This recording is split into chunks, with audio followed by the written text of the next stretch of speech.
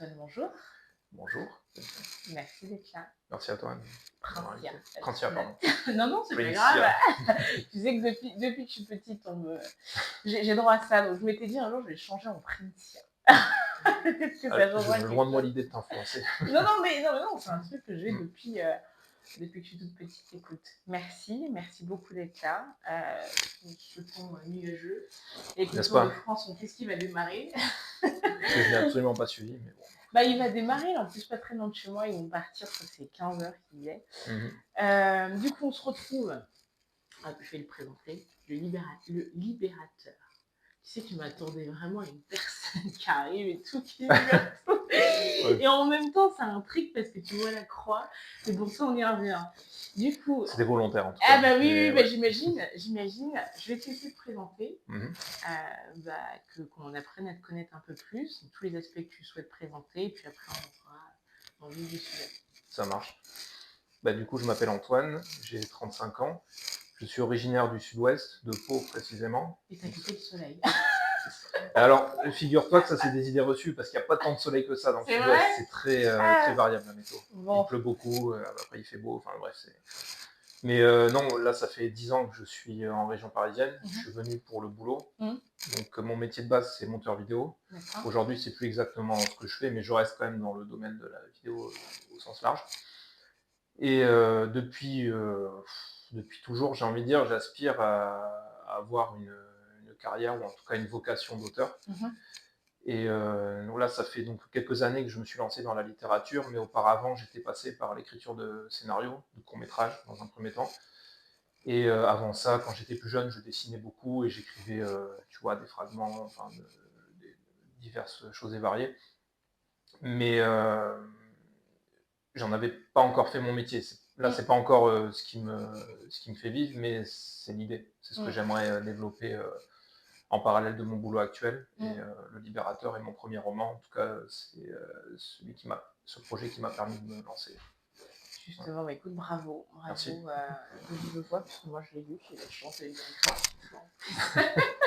ça c'est ma petite chance à chaque fois, je dis.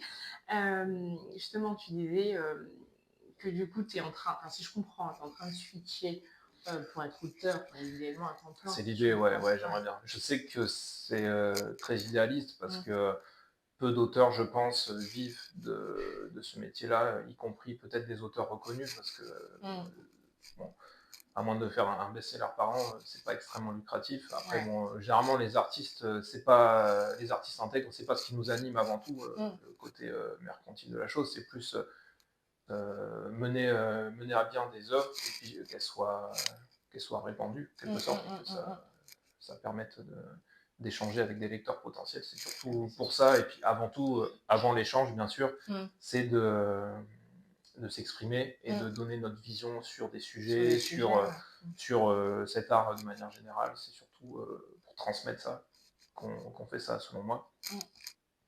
Et puis voilà, donc ouais, c'est ça, c'est l'idée. L'idée, ça serait de faire ce métier, quitte à avoir une activité annexe à côté pour compenser. Et voilà. Après, je pense aussi que plus il va y avoir d'auteurs, si tu veux, plus ça va se démocratiser, puisque c'est vrai que moi j'avais l'impression que l'écriture, aujourd'hui, ça marche quand c'est que l'élite, tu vois, les grands écrivains. Et encore, ils vivent pas si bien aussi de leur... parce qu'en fait, ils font plein de choses à côté, ils font des conférences, ils font pas mal de choses. Et je me dis, c'est aussi le milieu qui est un peu bloqué, parce que si demain... je sais pas comment, par exemple, je sais que par rapport aux maisons d'édition, tu récupères pas énormément de sous, tu vois, je me dis, si aussi ce circuit-là, demain, il est un peu cassé, ça va permettre à des auteurs, à tout le monde d'ailleurs, de pouvoir vivre aussi de son métier, parce que je trouve que c'est un beau métier, hein, mine de rien. Absolument. Après, ça, c'est le jeu aussi, parce que, bon, moi, à la base, c'était une auto-édition, ce projet. Là, depuis l'an dernier, il a été réédité aux éditions Manuscript, qui ont été fondées par Khady Diouf, qui était, comme moi aussi, une autrice auto-éditée. Donc, c'est une petite maison indépendante qui se lance. En gros, on n'est que tous les deux pour l'instant, mais l'idée, c'est que ça se développe. Et puis, en tout cas, on est assez ambitieux à ce niveau-là. Mais en l'occurrence, c'est vrai que pour une grosse maison qui a des décennies d'existence et qui a je ne sais combien d'auteurs signés chez elle, là forcément, sur un exemplaire, l'auteur aura peu de gains, mais bon voilà, c'est la contrepartie, c'est la communication, c'est la distribution, c'est avant les phases de relecture, la fabrication de l'œuvre. Mmh. Donc il y a tout ça aussi qui est une contrepartie. Voilà, après c'est un choix. C'est vrai que moi au Oui, c'est départ je suis sûr. parti sur l'auto-édition parce que je Mmh. voulais avoir une indépendance pardon, absolue sur ce premier projet. Mmh. Mais là, actuellement, je suis en train d'en écrire un deuxième. Mmh. Bon, on y reviendra peut-être après, mais Mmh. là, cette fois, j'ai envie quand même de passer par le circuit traditionnel, tu vois, de soumettre le manuscrit à plusieurs maisons et puis Mmh. voir ce que ça donne par la suite. Mmh. Je le soumettrai aussi à Radi parce que bon voilà, parce qu'on s'entend très bien, on a une Mmh. vision assez proche sur le plan littéraire, Mmh. même si je pense que le projet que je suis en train d'écrire ne rentrera pas dans la ligne éditoriale. Mais bon voilà, on en D'accord. parlera quand même. Mmh.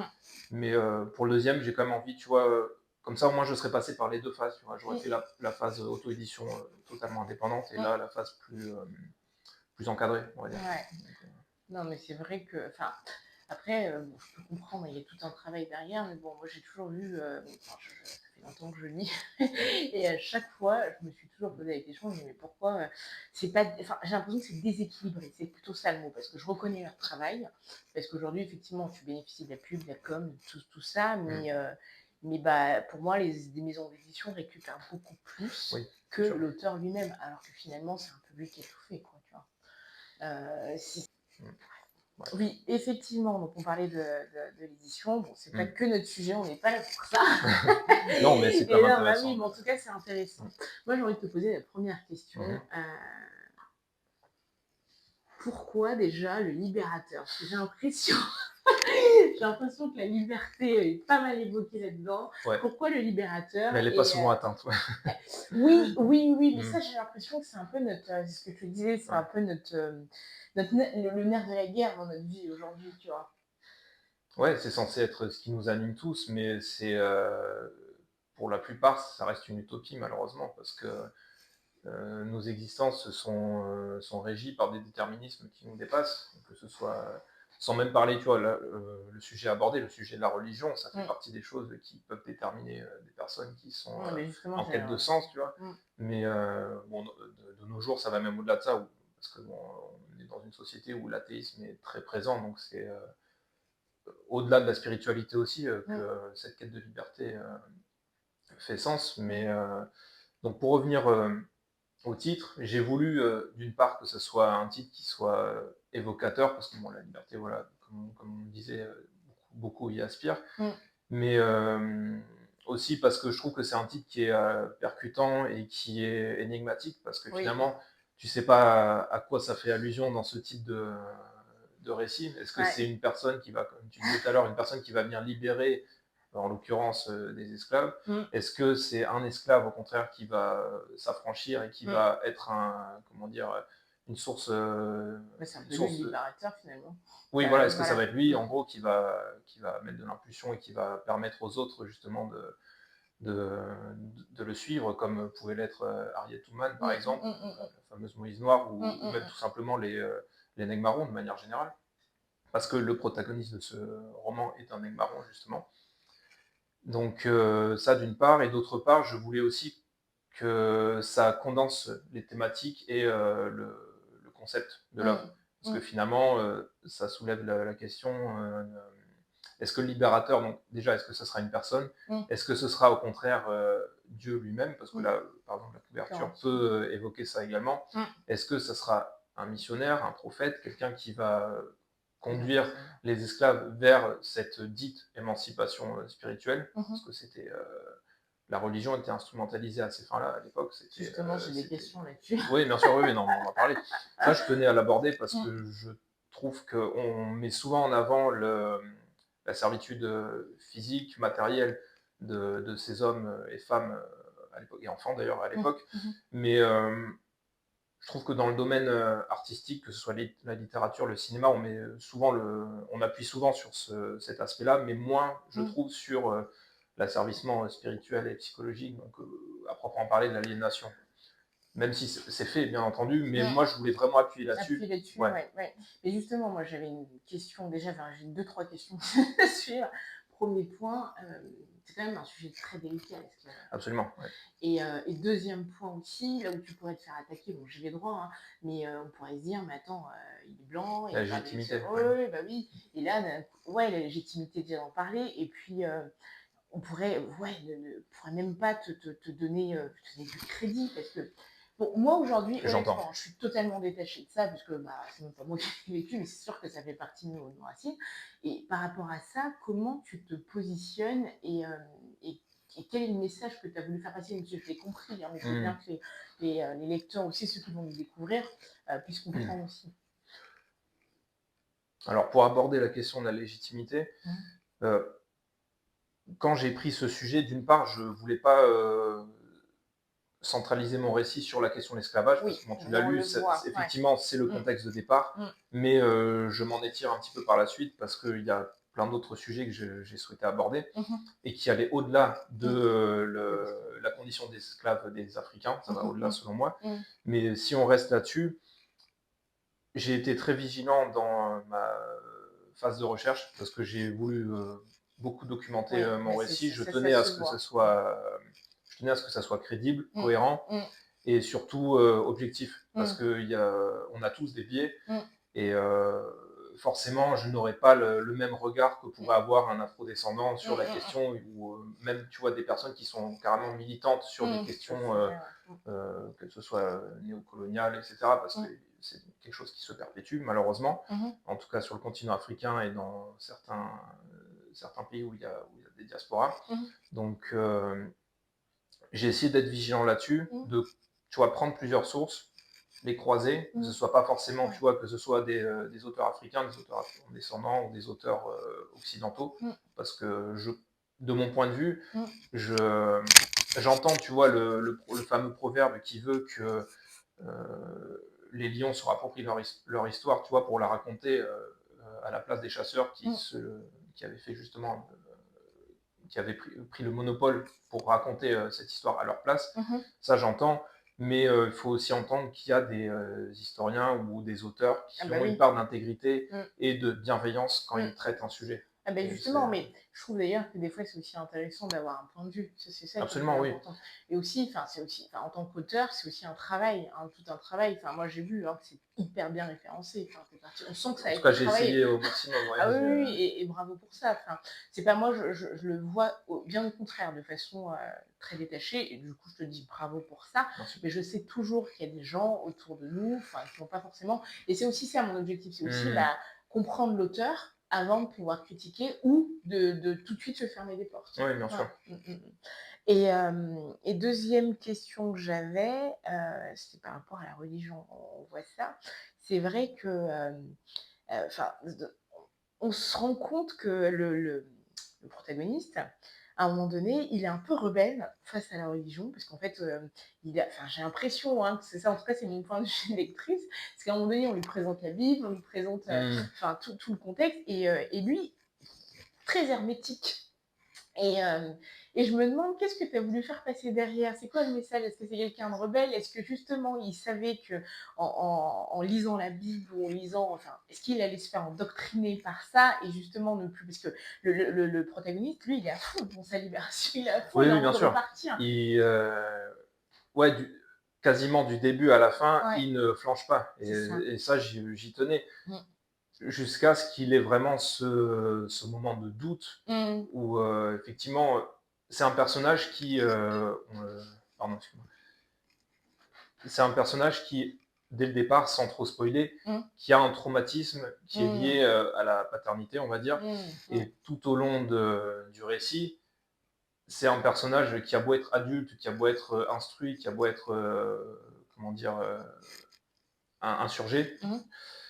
c'est un personnage qui est déraciné et qui a, comment dire, qui est en quête d'une figure paternelle. Et en Mm. même temps, comme il est orphelin, il a aussi égaré comment dire, la maternité. Mm. Donc, c'est-à-dire qu'il est totalement orphelin. Mm. Et donc, il y a ça qui l'habite du début jusqu'à la fin, malgré son côté héroïque, on va Mm. dire. Mm. Mm. Ce qui fait que il n'est pas infaillible totalement. Et Mm. physiquement, il l'est, Mm. mais mentalement, Mentalement, ouais. il peut avoir des failles. Et c'est pour ça que quand il va tomber sur un personnage du récit qui est justement cette espèce d'inquisiteur et de prophète autoproclamé, qui va avoir des arguments très convaincants sur lui. Et puis d'autre part, il y aura aussi ses compagnons de bord, certains pirates, qui auront aussi qui adopteront aussi cette figure paternelle de manière inconsciente, mais qui seront un peu des mentors, tu vois, quelque part, pour lui. Pas forcément d'ailleurs, parce qu'il y a d'autres esclaves affranchis qui sont à bord de ce navire de pirates, parce que ça on y reviendra peut-être aussi. Donc il y a plusieurs sources à bord de ce navire qui vont l'influencer quelque part et le faire douter, et qui vont aussi le confronter à quelque chose de l'ordre de si je ne me conforme pas au code de ce navire, et puis si je ne me convertis pas au sens littéral du terme, quel va être mon avenir? Est-ce que je vais, comme je suis seul, est-ce que je vais subir des représailles, etc. Donc voilà, il y a cette problématique qui se pose quand même, parce que quand il était sur le navire négrier au début du récit, il était entouré d'autres esclaves qui ont tenté une rébellion à ses côtés, et là, il se retrouve livré à lui-même sur un navire pirate où il ne connaît personne, et il ne sait pas si ces personnes sont forcément bien intentionnées à son égard. En tout cas, on lui vend une liberté sur le papier. Est-ce qu'elle n'est pas vaine? Est-ce qu'elle est réelle? Et moi, aujourd'hui, je fais un lien avec notre société par rapport à ça, et je me dis, tu vois, quand enfin, déjà, je prends déjà un peu, je vise un peu la société africaine parce qu'on est un peu plus touché. Aujourd'hui, on a ce fléau-là un peu en Afrique. Je dis l'Afrique, encore une fois, ce n'est pas un pays, mais on a ce fléau-là où il y a beaucoup de pasteurs, beaucoup de prophètes autoproclamés qui arrivent. Et tu vois, j'ai pensé à ça, je ne sais pas si c'est une question, une remarque, et tu réagiras. Comment on peut travailler cet état d'esprit-là? Parce que tu vois, c'est moi ce qui me dérange, et encore une fois, je suis croyante, j'ai aussi mené, si tu veux, ma foi avec beaucoup de combats, si tu veux. Mais par contre, je me dis, aujourd'hui, on a des prophètes, des gens qui arrivent comme ça avec la Bible et pas mal de choses, et en fait, on se laisse comme ça, mais happer, et ne plus penser par soi-même, ou du moins avoir, tu sais, cet objectif-là. Toi, qu'est-ce que tu en penses? Et enfin, tu vois, parce que ça m'a fait penser à ça. Ouais, mais c'est une vérité, ouais, c'est que tu t'as mis le doigt sur une vraie question, c'est qu'effectivement, beaucoup de personnes convaincantes et qui arrivent à s'autoproclamer et à se rendre crédibles en tant que prophète, ou que porte-parole, ou que sais-je, mais que ce soit, mais même au-delà de la religion, tu as aussi des politiciens qui sont clairement là-dedans, parce que il y en a qui manient très bien la rhétorique, il y en a qui ont une sorte, qui incarnent une forme de prestige, et qui ont l'art de la manipulation. Oui, c'est ça. Et puis qui savent endoctriner des foules. Et à partir du moment où tu as quelques personnes qui sont endoctrinées, après il y a l'effet de contagion. Ça, c'est Gustave Le Bon qui en parlait dans Psychologie des foules, entre autres sources. Mais ça aussi, c'est quelque chose qui selon moi, s'est perpétué au cours de l'histoire. Et il y a énormément de sectes dans différentes sociétés. Là le bouquin que je suis en train d'écrire, je me suis beaucoup documenté sur les sectes en Russie notamment, qui est je sais plus, c'est le plus grand pays du monde, mais en tout cas un des plus grands pays du monde. Et il y a énormément de sectes qui ont prospéré au fil des années, mais que ce soit dans des petites bourgades, que ce soit dans les grandes villes, et c'était à chaque fois des personnes qui émergeaient, tu vois, du peuple, et qui ont prétendu avoir une révélation, et qui sont décidés. Il y en a carrément un qui s'appelle Vissarion. Lui, il revendique être la réincarnation de Jésus, tu vois. Donc il y en a, ils n'ont aucune limite. Effectivement, quand tu regardes en vidéo, le mec, il a la même coiffure et tout, donc il est vraiment dans son rôle, tu vois. Et tu dis, lui, il dort bien la nuit. Et bon, après, voilà, il y a des sectes qui ont fonctionné plus que d'autres, tu vois. Quand tu regardes aux États-Unis, il y a des sectes qui ont une puissance incroyable, tu vois, comme la Scientologie, ce genre. Ouais, les ouais, donc je saurais pas expliquer pourquoi il y en a qui fonctionnent plus que d'autres, mais c'est effectivement quelque chose qui est encore clairement actuel. Les gens, je pense, les gens sont en quête d'une part de sens, et aussi quand tu es confronté comment dire, à des problématiques quotidiennes, que ce soit social, que ce soit la précarité, que ce soit diverses choses, et que tu n'as pas vraiment de moyens de t'émanciper comment dire, sur le plan matérialiste, Mmh. et ben, tu as recours à Mmh. la spiritualité, mais Parce que tu te parfois c'est quelque raccroches à chose quelque chose. qui a été dévoyé, tu vois, parce Mmh. que les sectes, c'est ça, quand quelqu'un va interpréter un texte sacré Mmh. ou je ne sais quel dogme, Mmh. et, et se l'approprier pour en fonder son mouvement, Mmh. euh, tu dis c'est il y a vraiment de l'opportunisme de la part de ces Ah personnes. bah Et oui. puis Mmh. les gens, ben, après je pense que c'est une question ouais, de hasard, de contexte. Il suffit Mmh. que ouais, tu rencontres cette personne, tu la connais déjà, et puis tu vas immédiatement adhérer à ce qu'elle va Parce qu'elle va proposer, dire. avant même peut-être d'avoir été capable d'analyser ce qu'il a proposé. Et Mmh. c'est, en fait, comme tu disais, ouais, Mmh. les gens, penser, en fait, ça nécessite, c'est Bah, une fatigant, tu force, vois. bah, mais Et oui, et c'est, aussi une force mentale incroyable. et beaucoup de gens, en fait, délèguent ça à justement, des personnes qui sont censées incarner, justement, une Mmh. certaine pensée ou une certaine expertise, Mmh. Mmh. heu, enfin, voilà, Ouais. soi-disant. Et les gens s'en contentent, tu vois? Mmh. Et ils délèguent ça, et puis, c'est plus confortable, c'est plus rassurant. Bah oui, et C'est puis tu te rends pas compte de tes démons, en fait, tu les affrontes pas, donc forcément, mmh, c'est plus facile. Je lisais un livre, hier, là, enfin, c'est pas hier, c'est dans la semaine, il y avait un passage qui m'a marqué, c'est, il y avait le protagoniste, là, qui prenait une journée de son temps pour réfléchir. Il mmh, mettait dans son agenda une journée de son temps. En fait, ce qu'il disait, c'est qu'en fait, quand tu prends du temps pour réfléchir à ta vie, elle change. Elle change radicalement parce qu'en fait, tu reprends le pouvoir petit à petit, certes, mais en mmh, tout cas, tu reprends parce que réfléchir, bah, c'est une puissance, on ne se rend pas compte. Et quand tu bien sûr. délègues ta puissance à quelqu'un d'autre, bah, finalement, bah, elle peut faire tout ce qu'elle veut, quoi. Mmh. Mm. Après, je pense qu'aussi on peut être influencé dans le bon sens, tu Oui, vois? Parce que c'est sûr. nous, tu vois, on lit beaucoup. Ouais. Je sais pas, bon, moi je lis plus de, tu vois, par exemple, de non-fiction, enfin Mm. d'essais que Ouais, de moi aussi. romans, même Ouais. si j'aime bien les deux. Mais j'aime me nourrir, tu vois, d'une pensée Mm. de d'autres personnes Mm. qui, eux, par exemple, ont une spécialité sur un sujet, un Exact. domaine, etc., que ce Mm. soit par leur vécu ou par Mm. leurs propres études, et Mm. puis Mm. par ce qu'ils ont eux-mêmes intégré via des personnes qui les ont précédés. Mm. Ça te permet justement de. Après, tu en lis plusieurs, tu croises tes sources, C'est etc. ça. Mm. Et après, ça te permet de prendre du recul et surtout de développer un esprit critique. Je C'est pense que c'est ça. ça qui est le plus important. Mm. Ça veut pas, là, par rapport à ce qu'on disait tout à l'heure, Mm. l'idée n'est pas d'espérer penser par soi-même Mm. uniquement sans avoir la Ah moindre non, ah influence, non, parce non, que ça, non, de bah toute non, façon, ouais. c'est pas possible Bah, de mon c'est point pas de vue. productif du tout, Et tu oui, et puis enfin, après, ouais, au final, tu prends le risque d'être non-nihiliste, et puis marginalisé, ouais, oui, et ouais. puis Mm. t'auto-marginaliser, pardon. Mm. Donc, Mm. Mm. c'est nécessaire, je pense, de prendre des bonnes sources et surtout d'avoir une capacité de discernement qui te Mm. permet justement de ne pas être aveuglément influencé Ah bah et oui, ouais. Mm. être soumis justement Mm. à ces Mais c'est pensées-là. pour ça que la lecture, elle est, c'est une arme puissante. Parce Bien que le sûr. fait, bah oui, de lire, tu te confrontes toujours, tu lis, tu discutes avec quelqu'un, quoi, finalement, qui n'a pas forcément les mêmes idées. Et puis, ça t'apprend aussi, enfin, ça t'apprend la tolérance. Parce que finalement, des fois, quand tu lis D'autre des part, ouais. choses, bah oui, tu lis Mm. des choses, t'es pas forcément d'accord, mais tu finis le bouquin, tu es là en train de, ah, mais non, mais moi, je pense ça.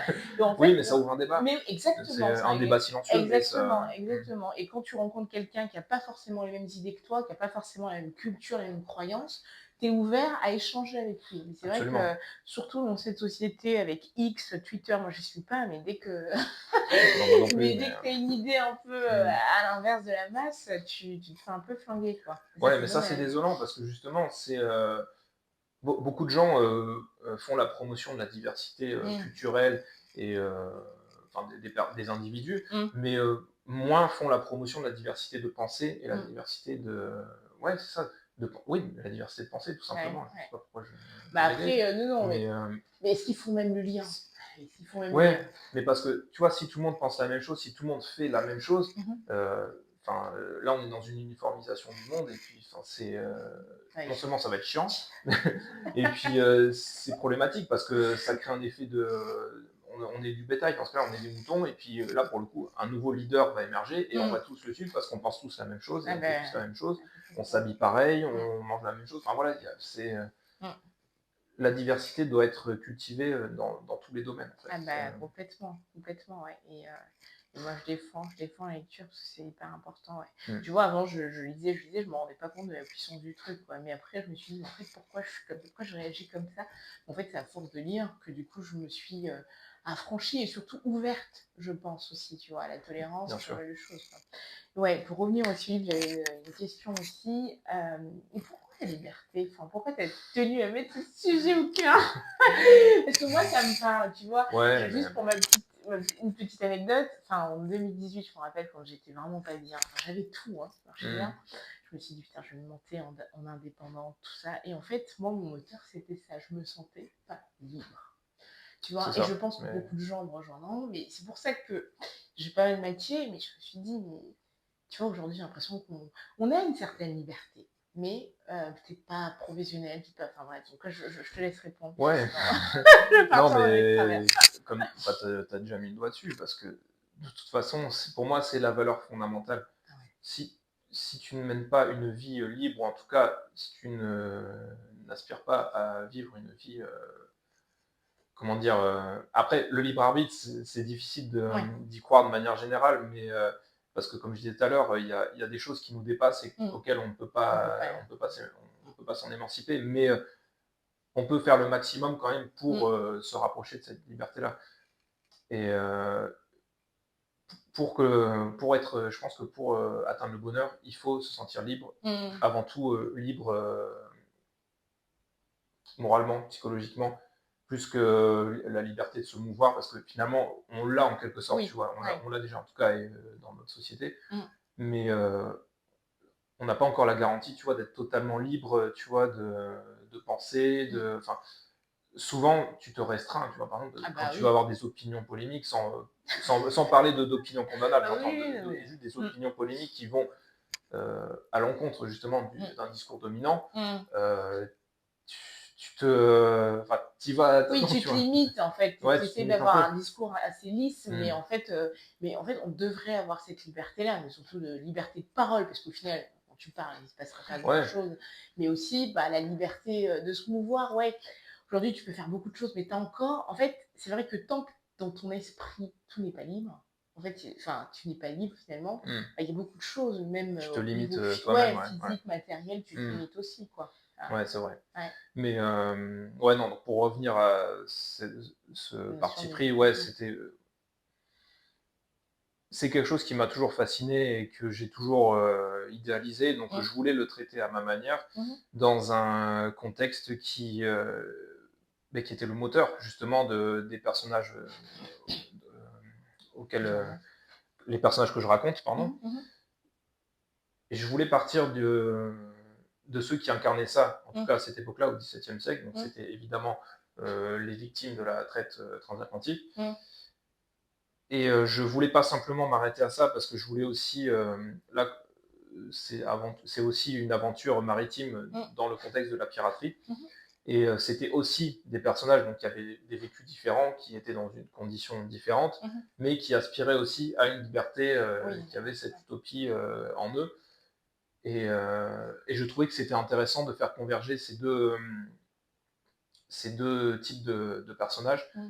parce que d'une part aussi, ça pouvait être possible à l'époque. Mmh. Là, on en revient aussi aux sources que j'ai exploitées, parce Mmh. que ce que je raconte, ça n'a pas la prétention d'être un récit historique, Mmh. mais ça a quand même comment dire, un contexte et des bases assez Historique, ouais. solides à ce niveau-là, Ouais. Ouais, mais même ça si se ce que sent. je raconte est purement fictif, Mmh. mais ça aurait pu se produire à Mmh. l'époque. C'est Ah bah oui, ça oui, que je oui, veux dire. complètement, ouais. Et pour donner un exemple que je donne souvent, Mmh. pour aller dans ce sens, c'est Mmh.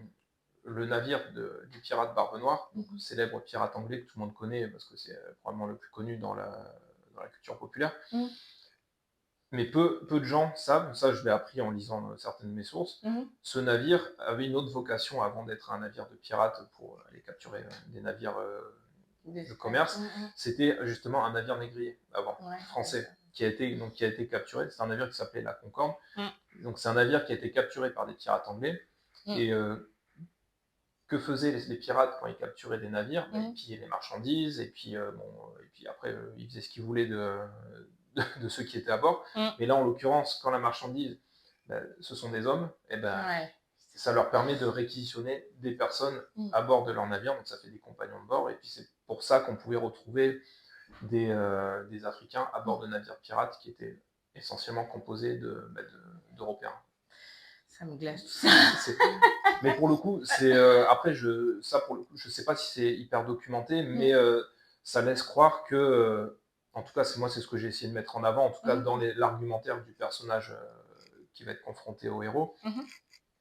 C'était en gros, on va vous offrir comment dire, une alternative à votre condition. Mmh. En gros, venez avec nous à Oui, bord de ce navire et puis en gros, vous serez libre.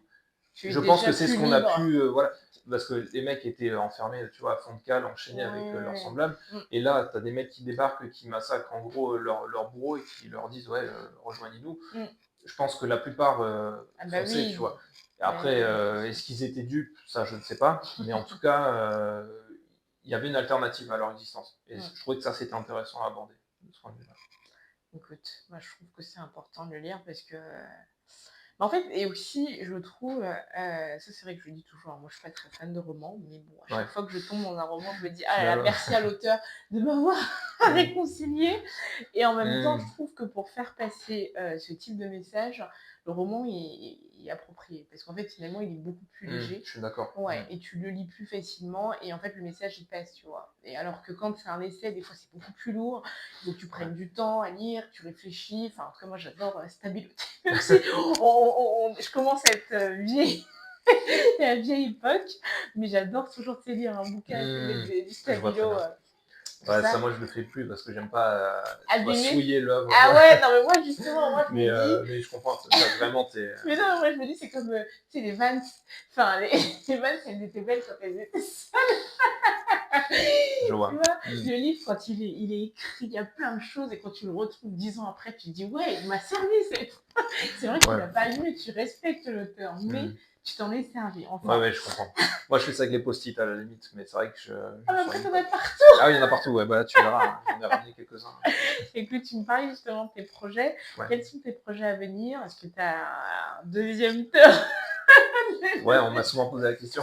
C'est un petit pic parce qu'on en a parlé, c'est pour ça que je Mm. te pose la question. Ouais. Est-ce que tu as un deuxième ouvrage qui arrive?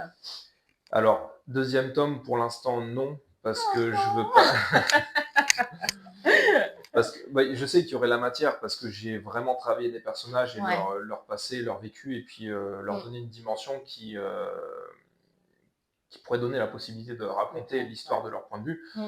Mais, ou alors peut-être envisager la suite, Mm. mais parce que j'ai laissé une fin ouverte volontairement. Bah oui. Donc il pourrait y avoir une suite, mais je préfère pour l'instant me concentrer, là c'est ce que je suis en train de faire, je travaille sur un autre roman, mais Ouais. dans un genre différent, contexte différent, époque différente, et sujet globalement différent, même s'il peut avoir des similitudes.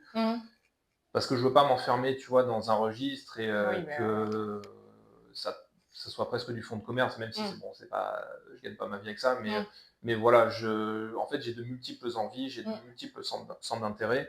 mais c'est ce Et qu'il faut. en fait, à chaque fois que je retravaille sur un récit, en fait, je me redocumente à chaque fois sur le sujet, etc. Et en fait, j'apprends plein de choses. Ah bah. Et c'est une étape passionnante et puis que j'aime ensuite, tu vois, transmettre parce que à travers ce que j'écris, même si ce sera peut-être pas sourcé de la même façon, mais il y aura plein d'éléments culturels liés à ce que je raconte et je trouve ça très nourrissant. En tout cas, moi, ça Ah me nourrit bah, énormément et si je peux, à mon modeste niveau, transmettre ça aussi, tu vois, c'est je trouve important.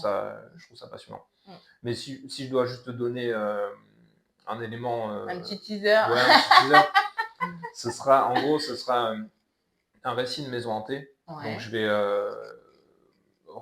travailler ce genre à ma sauce, on va dire, et sur fond de lutte des classes. Ah. Donc là, pour le coup, un sujet qui est un peu plus contemporain, ça se passera au 19e siècle. Mais voilà.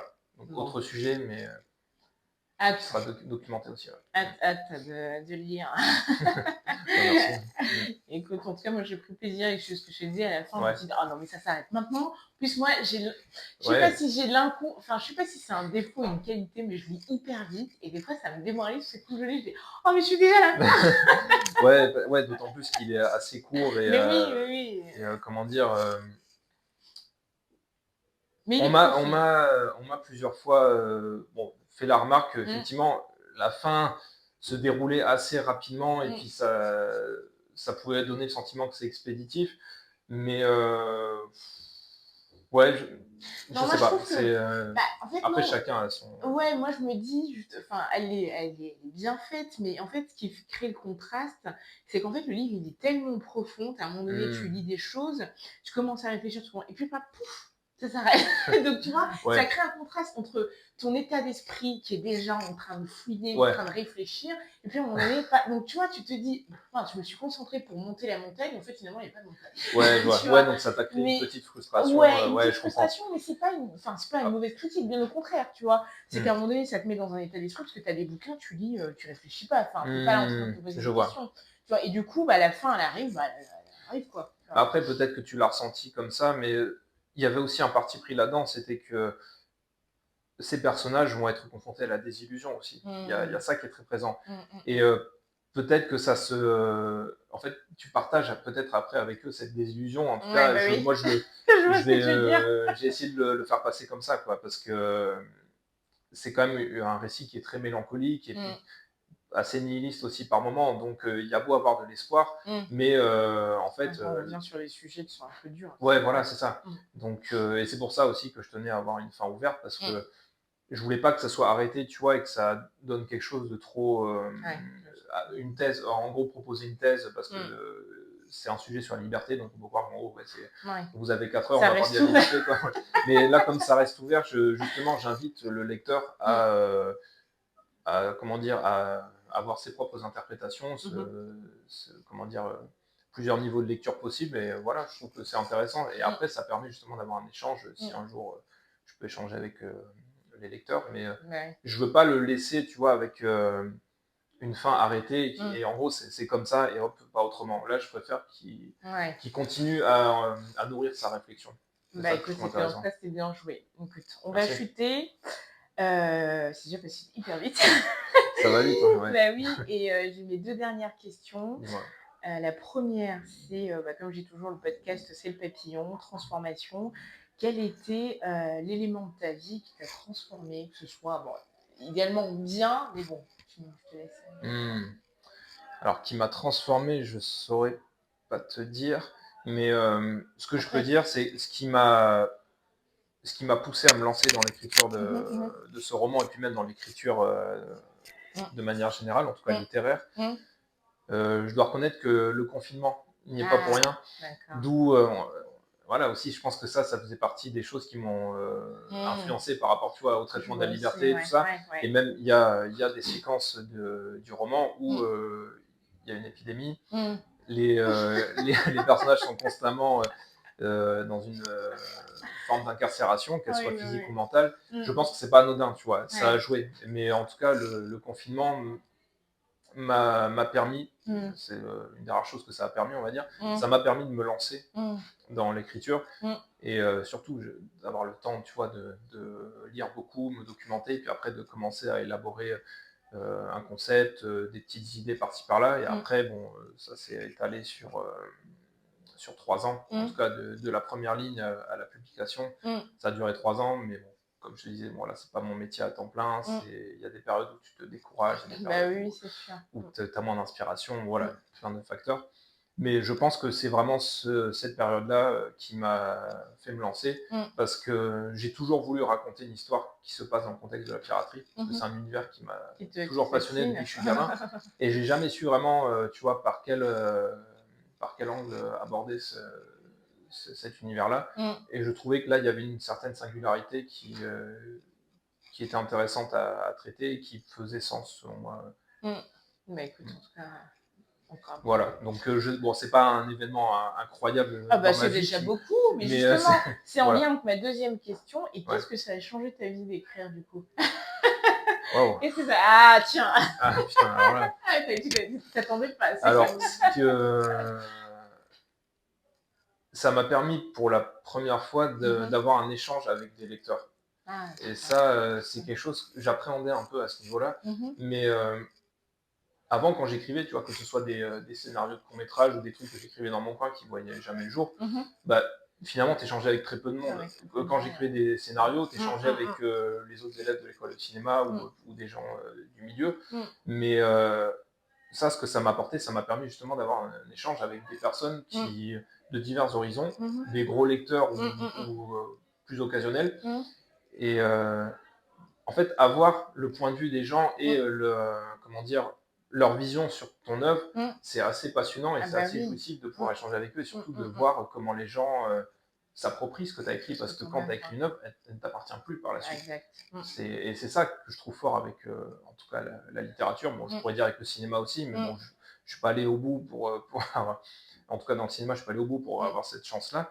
Mais au niveau de la littérature, c'est ça qui m'anime le plus maintenant, outre bien sûr la volonté de mettre sur papier ce qui m'habite. Mais voilà, c'est cet échange, je pense, qui est vraiment le plus passionnant et qui a vraiment bouleversé mon approche. Ton parcours. Mais écoute, merci beaucoup pour ce petit témoignage touchant.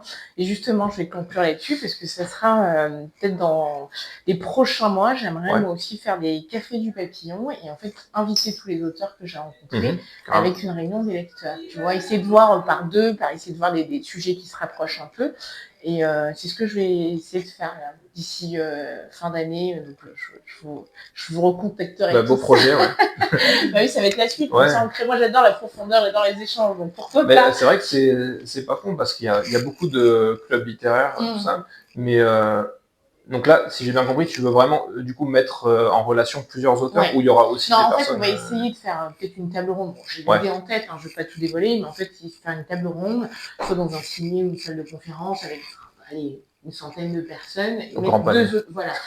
Peu importe, on verra, mais voilà. Et effectivement, avoir une journée soit avec une thématique sur les deux auteurs, faire une table ronde, des questions ouvertes, voilà, et puis après faire des ateliers sur les livres. Donc j'ai déjà tout ça en tête. Je suis en train de le visualiser comme ça se manifeste. Mais c'est un beau projet.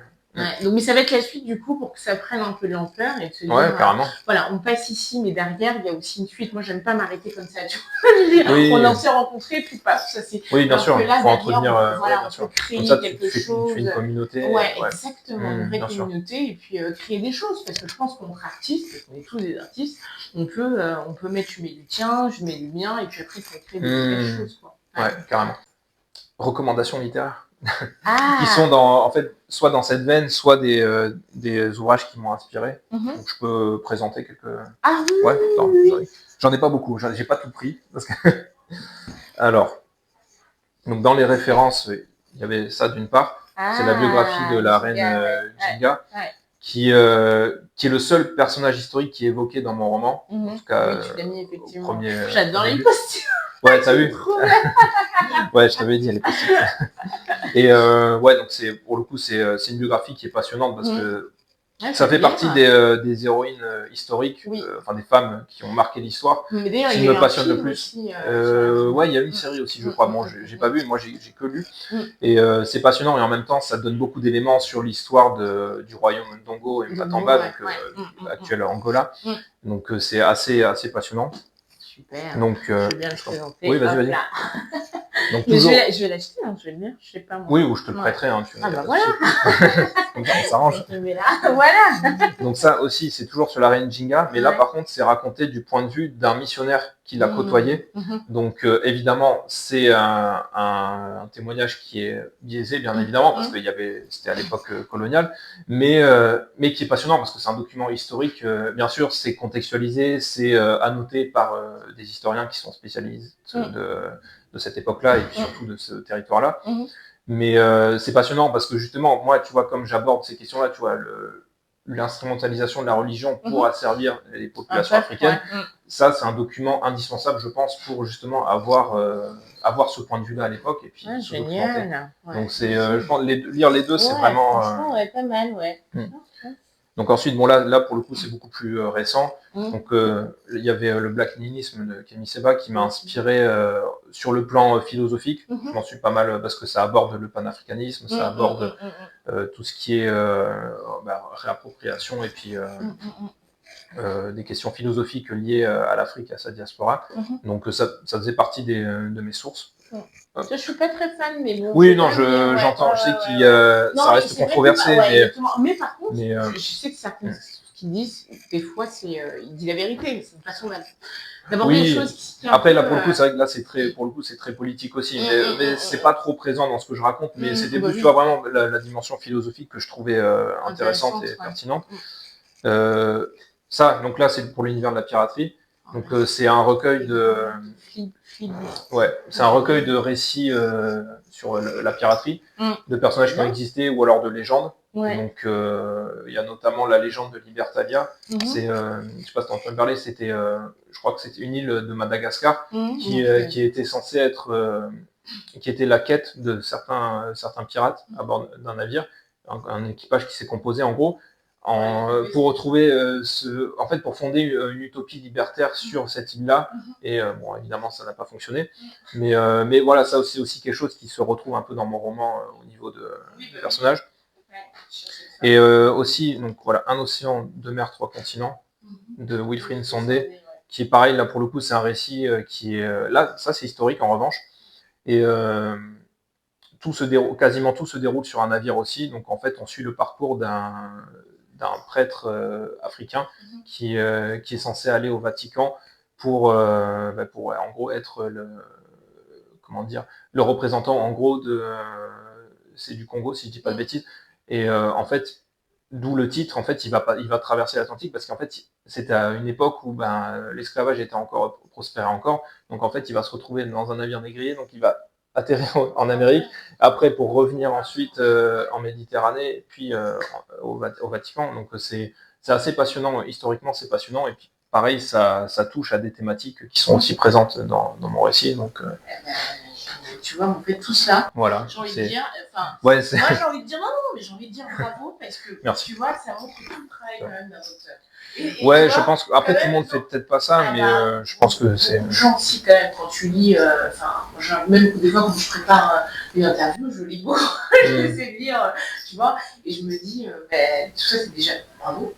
Merci. Bravo parce que ça montre déjà que tu t'es. Ça se sent en fait quand tu lis le bouquin, tu sens quand même qu'il y a des références. J'ai essayé au maximum. Ouais, ça se ressent vraiment. Et j'ai tenu à mettre les sources à la fin pour que les gens puissent après aller par eux-mêmes chercher. Ou... tu me redonneras tout ça, je mettrai en. Ouais, bien sûr, bien sûr. Aucun souci. Écoute, merci. Merci à toi, Principe.